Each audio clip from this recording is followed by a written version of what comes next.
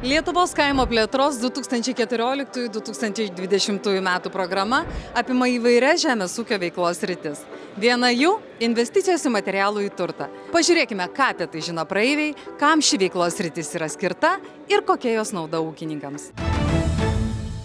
Ar girdėjai, kad yra parama ūkininkam, kurie nori įsigyti naują modernę žemės ūkio techniką? Žinau, tėvai ūkininkai, tai tenka girdėti dažnai. Man neteko. Šito aš jums negaliu, bet net nebejoju, kad net nebejoju, jie ten milijonai kainuoja, tie kombainai superinė, tokių nebuvo nieko. Taip, įsivaizduoju, kad aš taip konkrečiai negirdėjau, bet įsivaizduoju, kad tai tikrai gali. Turėtų ūkininkai gauti paramą, nes juk visus maitina gyventojus. Taip pat galima, jaučiu projektą galima parašyti.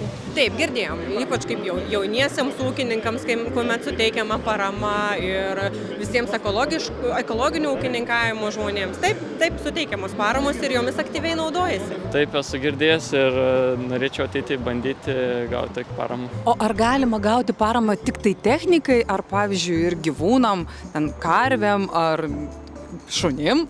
Manau, žinoma, kad galima, nes tai vis tiek yra ūkininkavimo dalis. Karvėm, šunim tai gal ne, bet kiek žinau, man atrodo, pastatų plėtrai galima. Galima ir gyvūnams, ir šunims nemanau, nes kaip ir ne ūkinis gyvulys, o parama jauniesiems ūkininkams. Dėl gyvulių nežinau, bet žinau, kad gali būti žemės plėtrai. Ne, viską galima, iš šuniukų suremia. Tikriausiai modernizacijai ūkio plėtrai, efektyvinimui, gerinimui, tai tokiam dalykam. O pavyzdžiui, galvijams įsigyti? Taipogi galima svarstyti taip. Kam galima gauti? Priklauso nuo programų. Aš nežinau, tai technikai įsigyti gali gauti paramą, nežinau, gyvuliams auginti, apsaugai nuo vilkų, kas dabar labai aktualu. Šunims įsigyti, pavyzdžiui, galėtų? Arba netgi, nežinau, gal tvoroms kažkokioms. Tvorom visokiem dalykam.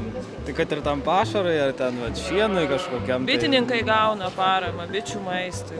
Tai čia visa visuma. Technologija, žemė, galvijai. Jeigu būna sezonas nekoks, galbūt, kad jiems padėti išgyventi. O kaip galvojat, ar gali gauti pagalbą technikai, paramą technikai, naujai, modernesniai? Gali. Technika tai reikalinga apdirbti viską. Jau nėr su arkliuku, jau turbūt su traktorium ars. Kalbant apie tinkamas finansuoti išlaidas, turbūt pirmiausia atsakyčiau šiek tiek bendriau. Yra dvi kategorijos priemonių. Dalyje priemonių parama yra mokama išmokos schema, išmokos forma.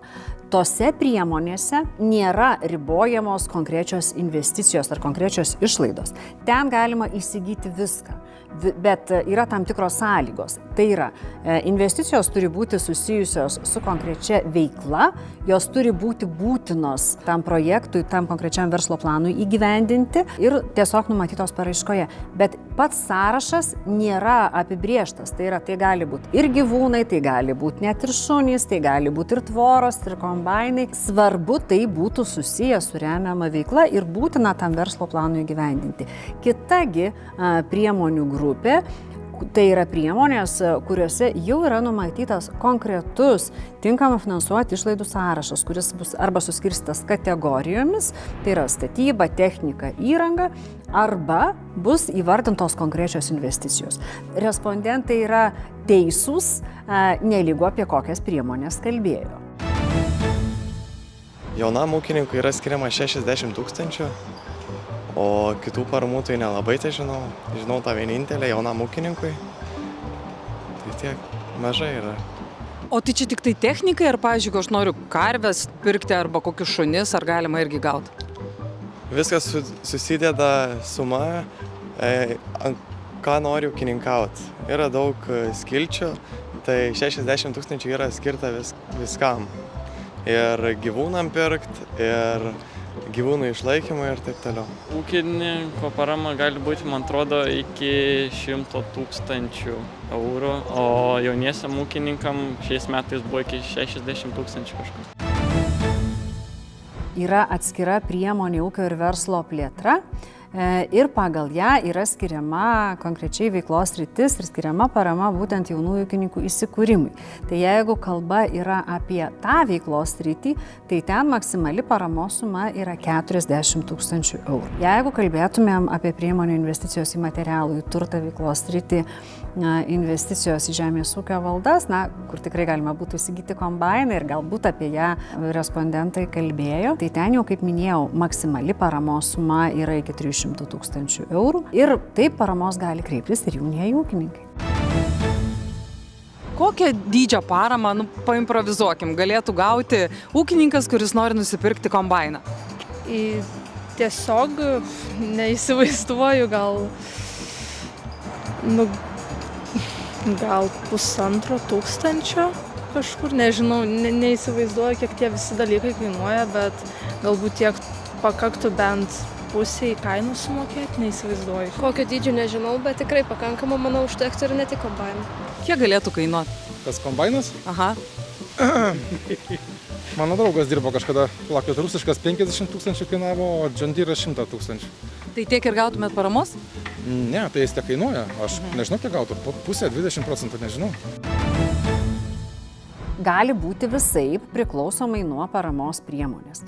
Jeigu kalbame apie priemonę investicijos į materialų į turtą, tokiu atveju pagal šią priemonę taip investicijos negali būti finansuojamos 100%, jos galėtų būti finansuojamos nuo 40 iki 70%, nelygu į kokį sektorių investuoja pareiškėjas. Pagal priemonę investicijos į materialų į turtą, jos veiklos sritį investicijos į žemės ūkio valdas, pagal paskutinį paraiškų surinkimą, paskutinį kvietimą teikti paraiškoms, maksimali paramos suma, jeigu kalbam apie, tarkim, technikos įsigijimą, buvo iki 300 000, o minimalios paramos sumos jos nėra nustatyta. Tačiau konkrečios paramos sumos, galimos paramos sumos yra numatytos kiekvienos priemonės įgyvendinimo taisyklėse ir jos yra skirtingos kiekvienu atveju, dėl to reikėtų skaityti konkrečios priemonės, konkrečias taisyklės.